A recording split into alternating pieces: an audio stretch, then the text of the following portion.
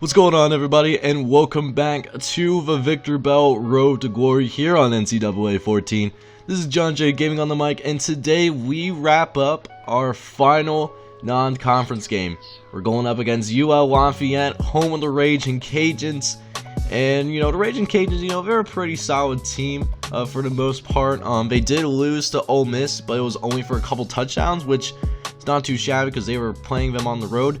We also play Ole Miss. We had them neutral side and we won by 18.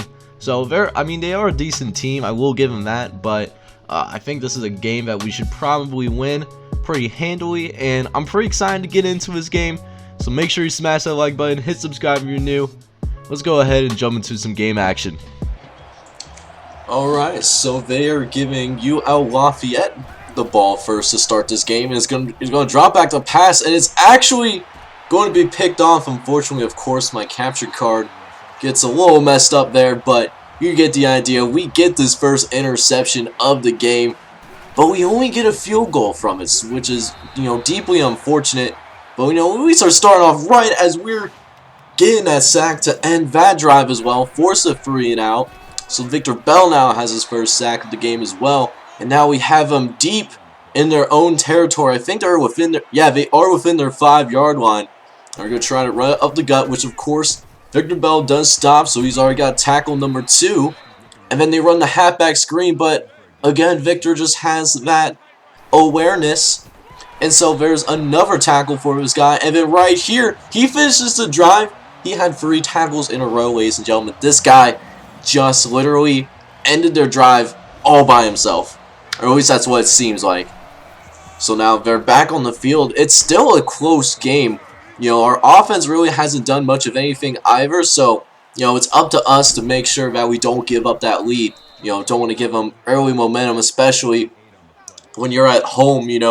Big momentum really plays a role in college football, as a lot of y'all know, as there's Victor Bell making another good tackle in the backfield, making it 2nd and 10. We're always going to make it a lot harder for them to run this ball, as they're going to try to throw to the left. It's somehow completed, but right before Cedric Larson goes out of bounds, so it's 3rd and 5.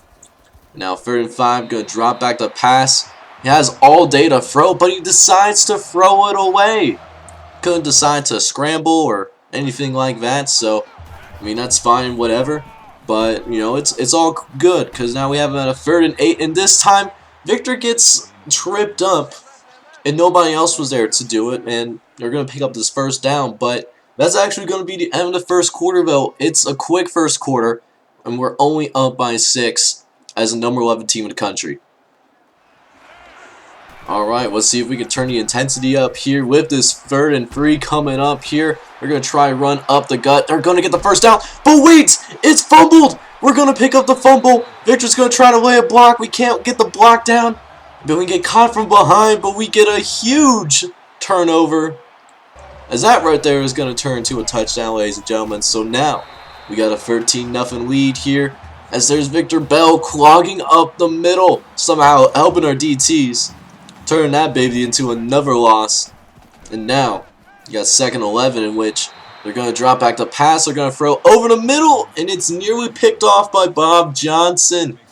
That could have been a pick 6 potentially if he actually got his hands on the ball. But instead, it's a 3rd and 11, but it doesn't even matter. As you see it right here, guys, we're talking about not even 2 quarters. This is like a quarter and a half maybe. And this man has been everywhere so far today. This dude has been balling out. But let's see if we can continue that, as now we have a 20-0 to lead here. And they're going to go with some quick passes now, trying to negate the pass rush of Victor Bell in this Boise defensive line. As you already know, we've been killing it today. So now we got 2nd and 1. We decided to call blitz here. At least my defensive coordinator, my old ball coach, he decided to call that for us. And it's not really working, as they're getting positive yards. I think this is the first time that UL Lafayette is going to actually cross the 50. But we're not going to let that happen much longer, as we get a stop in the backfield. And we're just going to move things over to the second half, because nothing else happens after that. And now we just have a 30-0 lead. So You might not see much more Victor Bells. We get Jason Parks again for a loss. That's our boy Jordan Christensen's first sack of the game. So now we got him in 2nd and 17. We want to see if we can get to this quarterback one more time. And if we had just a little bit more of that, we would have got him. And it would have been a safety. But alas, that's not the case. It's 3rd and 8. They're going to run it up the gut. They're going to somehow pick up the first down. I have no idea how he picked up that first down, but it's whatever. We're just going to keep things going here as we get him for a loss once again. I don't know why they keep trying to run this ball, man. It's simply not working. You can't block this guy. You don't got to do a lot more than that. And there's our guys breaking up the pass again. That was almost picked off by James Johnson. And now we still have the shutout. So this win is basically already on hand. It's just a matter of, can we get the shutout? I'm trying to pitch that shutout here today. I don't know about you guys. Jason Parks, he's going to be able to somehow scramble to the outside. He's going to pick up a few yards, but it's whatever.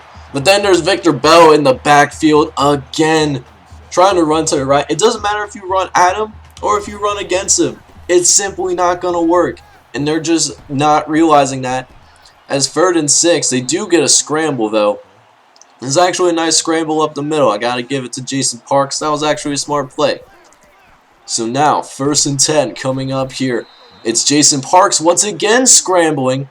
This time we stop him before he gets to the first down marker, but still 2nd and short. Is now dropping back to pass. Parks looking around. He's going to throw a dart, surprisingly, to Michael Cunningham. I don't know how he threw that pass. He was getting drilled as he threw it. But then next thing they try to do, they try to run a halfback screen, and it works a little bit better. But again, you know, you need multiple guys to block Victor Bell. One-on-one blocking is not working. As we nearly got a sack there, but he throws it away to the direction near Brandon Maxey. And so they punt it away, and here we are in this 4th quarter, man. We're 1 quarter away from getting this shutout, completing that, as we get another interception. This time at the 25. It's just been a rough day for this offense, as we were only able to get to a field goal, but it's 40-0. I'm actually thoroughly surprised right now that we're still in this game. Figured we'd be put out by now, but we're not complaining because we get another sack for Victor Bell. That's his 2nd sack of the day. He should have had a lot more than 2 sacks, to be honest, as now they try to throw it short, and they're going to pick up all the lost yards back and a little bit more, so it's a little bit more manageable of a 3rd and 7. But we're going for this 3 and out, though, as a quarterback. He's dropping back. He's going to throw over the middle, and it's caught by Mark Britt, and so their drive stays alive. So I swear, if they score on this possession right here, I'm actually going to be pissed. Like, the game is already over, and yet here you guys are still trying to score. You know, just lay down and give up. Put the backups in or something like that, you know. One would think, you know, but it's whatever. And look at this. Lafayette is now in Ragin' Cajun. Well, in Boise State territory, my apologies. They're actually in Boise State's side of the field for the first time today. At least their offense is. But I don't know how much longer that'll last, because we've now got them to 4th down. And they are going to go for it. You know, have to respect that on this 4th and 4 as he tries to drop back the pass, but he's trying to do like a spin move, like Derrick Rose going to the hoop. And that's going to do it. We get pulled with a few minutes left in this 4th quarter. And unsurprisingly, the backups give up a touchdown to end the game. So we don't get a shutout. But it's still a big win for our guys, nonetheless.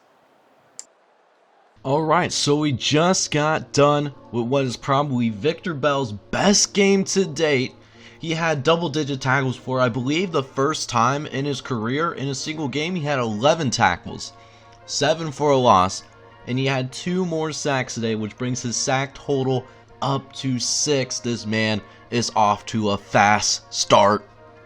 Alright guys, so next time out, we will be hosting an undefeated Colorado State team who is 4-0 on the season, but you know, they're, C+, B-, C+, and looking at their schedule, they haven't really played anybody impressive yet. We're going to be their first tough opponent, I can't wait to give him a huge dose of reality. Should be a good next episode. Make sure you tune in next time, and thank you for tuning in to this episode, of course.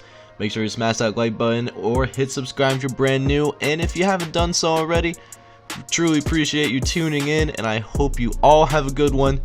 Peace out.